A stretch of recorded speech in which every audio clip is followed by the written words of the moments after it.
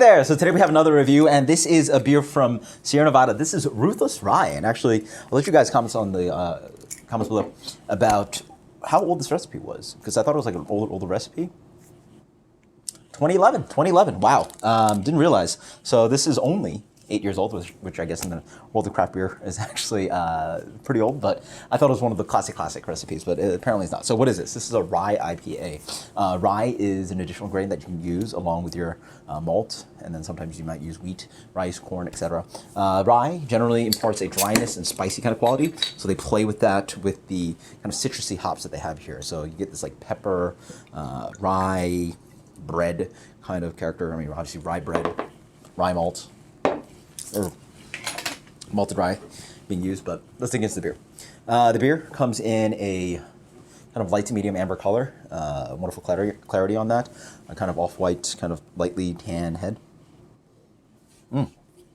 So yeah, it comes off quite juicy. Wonderful sweet notes of orange, citrusy grapefruit, that classic kind of West Coast oily, sweet grapefruit note.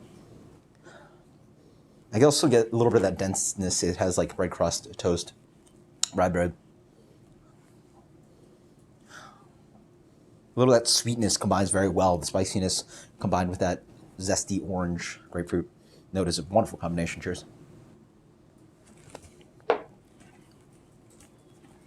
That's classic. That's just classic. This almost drinks a little bit on the darker side.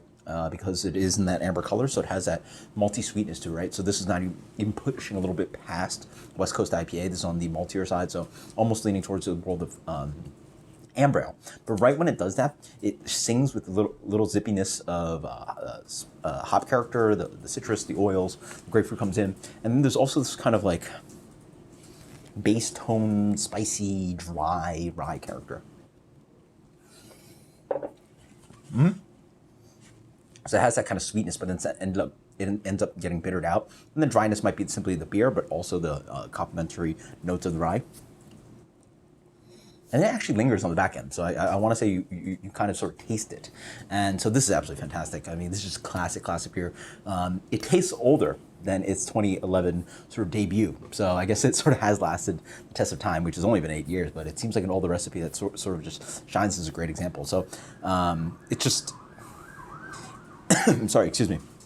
It tastes like one of those classics that has been around longer than 8 years because it sort of has lasted the test of time. And I think a lot of the Sierra Nevada beers do that, obviously with classic beers like Sierra Nevada Pale Ale and Torpedo, and this definitely is in that range. This is one of the go-tos. I highly recommend it. And I believe at some point it might have been discontinued, but it is back on the calendar.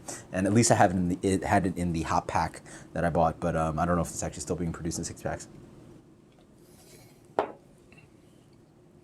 Classic. 93. That's absolutely fantastic.